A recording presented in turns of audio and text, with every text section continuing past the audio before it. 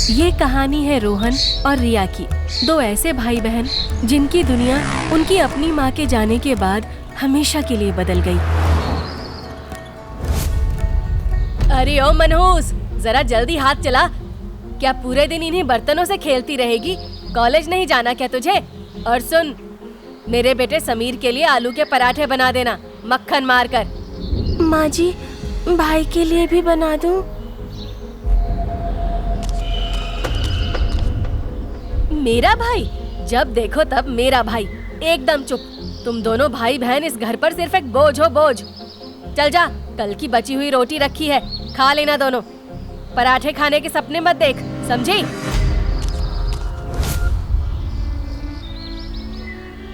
क्या हुआ रिया, तू रो क्यों रही है?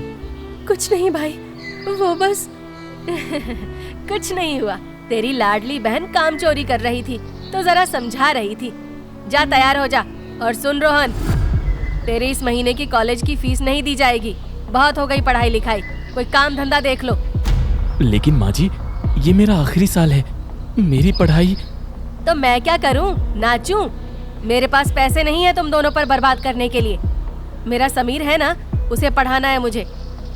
वो इस घर का चिराग है, तुम दोनों की तरह पनौती नहीं। मॉम, नाश्ता कहाँ है?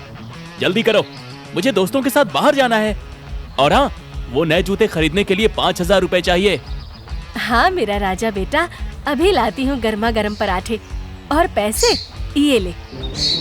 मेरे बेटे को किसी चीज की कमी नहीं होनी चाहिए। रोहन और रिया एक दूसरे को बेबसी से देखते हैं। उनकी आंखों में अपमान और दुख साफ नजर आता है। अत्याचार का ये सिलसिला रोज बढ़ता जा रहा था। सरला की क्रूरता में उसका साथ देने के लिए अब उसका भाई विक्रम भी अक्सर घर आने लगा था। अरे सरला दीदी, ये तो बड़ी हो गई है, हाथ पीले कर दो इसके, घर का बोझ कम होगा। कौन करेगा इससे शादी? दहेज में देने के लिए हमारे पास फूटी कौड़ी नहीं है।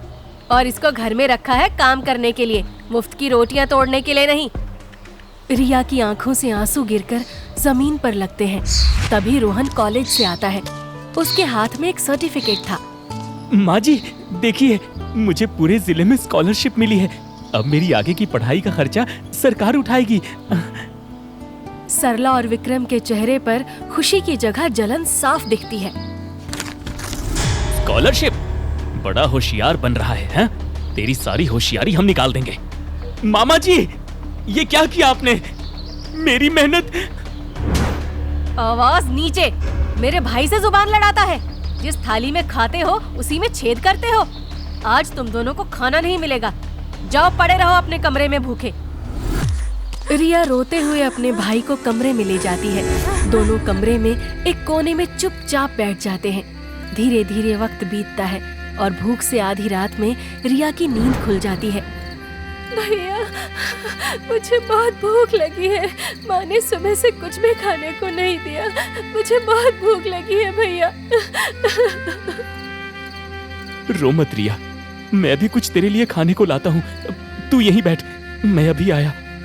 रोहन रसोई में जाता है और एक थाली में रिया के लिए खाना निकालता है। गलती से एक कटोरी थाली से गिर जाती है और विक्रम की नींद खुल जाती है। वो सीधा रसोई की तरफ बढ़ता है। दीदी, ओ दीदी, अरे जल्दी आओ यहाँ। देखो इस नालायक को, अब ये चोरी पे भी उतर गया है। रसोई में घुस के खाना चुरा रहा था, अब मैंने पकड़ लिया इसको। माँ, रिया को बहुत भूख लगी थी, बस उसके लिए थोड़ा खाना ले रहा था। सत्यानाश हो इन दोनों भाई बहनों का। काम चोर तो थे ही, अब चोरी पे उतर आए हैं दोनों। निकल इस घर से बाहर। आज तेरी सजा यही है कि आज तू घर के बाहर ही अपना ठिकाना तलाश कर और वहीं जाके सो। चोर कहीं के, निकल मेरे घर से बाहर। आधी रात में सरला ने रोहन को घर से बाहर निकाल दिया और बेचारी रिया खिड़की से उसे जाते हुए देख रही थी और अपनी लाचारी पे रो रही थी। अगली सुबह रोहन घर वापस आ गया क्योंकि वो अपनी बहन को अकेले नहीं छोड़ना चाहता था। दिन बीत गए, ये जुल्म अब आदत बन चुका था।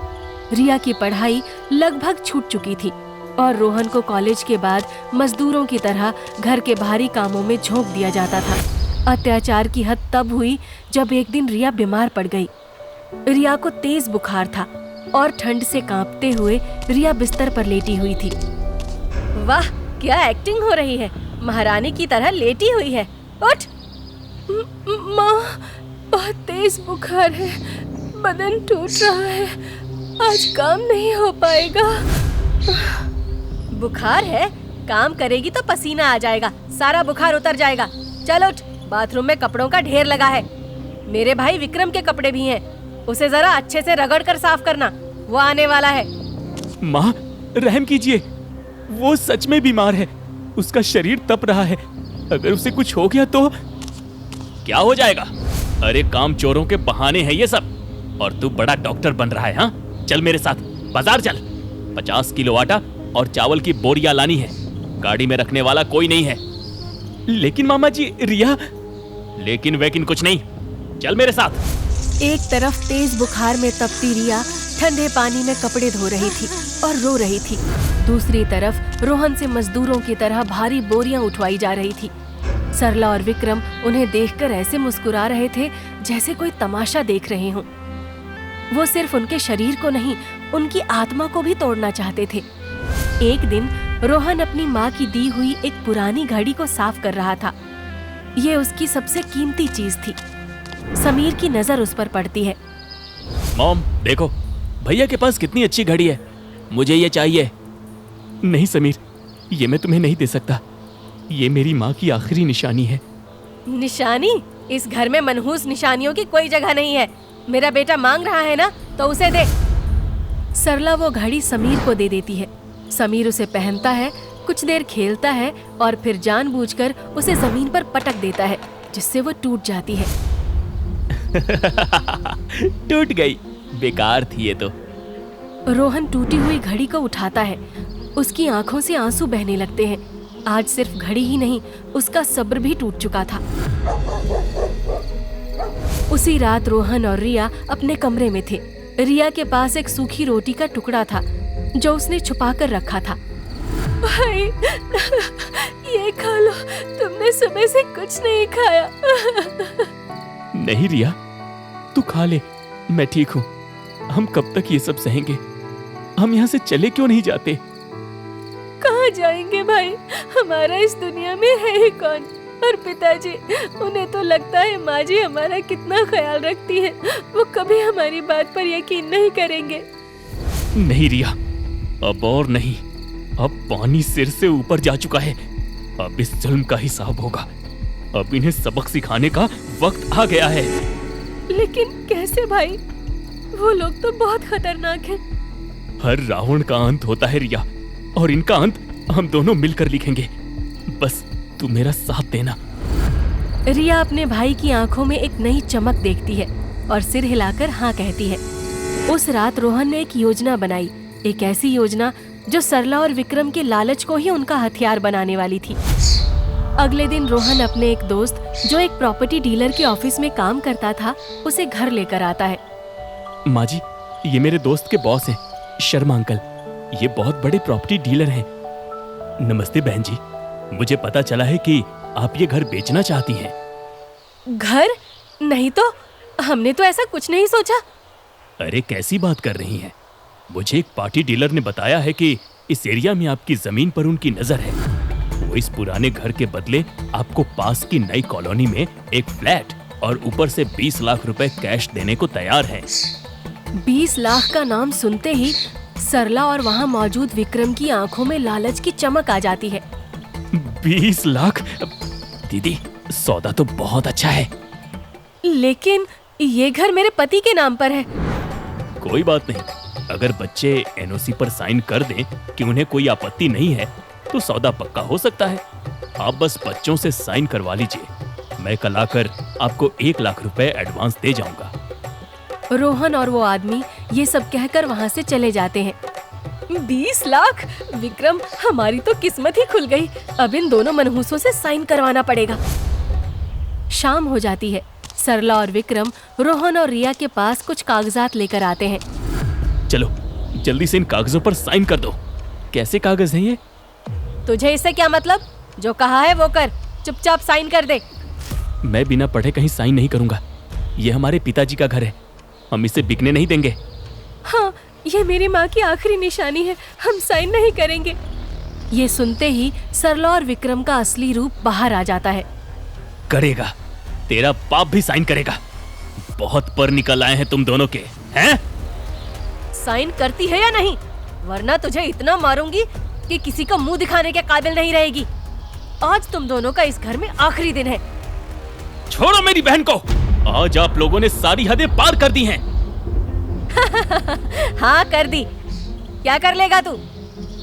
तू और तेरी बहन, तुम दोनों इस घर पर कलंक हो। मैंने तुम्हारे बाप से शादी ही इसी घर और प्रॉपर्टी के लिए की थी। जिस दिन ये घर बिकेगा उस दिन तुम दोनों को धक्के मार कर सड़क पर फेंक दूंगी। सोचते क्या थे, हम तुम्हारी सेवा करने आए हैं? तुम दोनों नौकर हो हमारे और नौकर ही रहोगे। रोहन अपनी जेब से फोन निकालता है जिसमें वो सब कुछ रिकॉर्ड कर रहा था और स्पीकर पर था। फोन पर दूसरी तरफ उसके पिता थे जो शहर से बाहर काम करते थे और रोहन ने उन्हें सुबह ही सब कुछ बताकर कॉन्फ्रेंस कॉल पर रखा था। पिताजी, आपने सब सुन लिया? हाँ बेटा, मैंने सब सुन लिया। मैं कभी सोच भी नहीं सकता था कि कोई इतना बड़ा विश्वासघात कर सकता है। उस रिकॉर्डिंग को तुरंत पुलिस को भेजो। मुझे तुम लोगों की जान की फिक्र हो रही है। मैं भी तुम लोगों के पास आ रहा हूँ। ये आवाज सुनकर सरला और विक्रम के पैरों तले जमीन खिसक जाती है। उनके चेहरे का रंग उड़ जाता है और मौका देखते ही रोहन उस रिकॉर्डिंग को पुलिस को फॉरवर्ड कर देता है।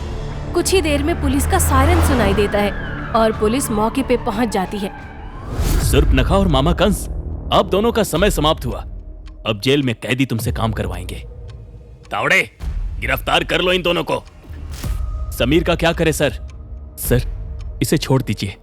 शायद ये सब देखने के बाद ये सुधर जाए। तावड़े, गिरफ्तार कर लो सरला और विक्रम को और समीर को जाने दो। Yes sir. पुलिस विक्रम और सरला को गिरफ्तार करके पुलिस स्टेशन ले जाती है।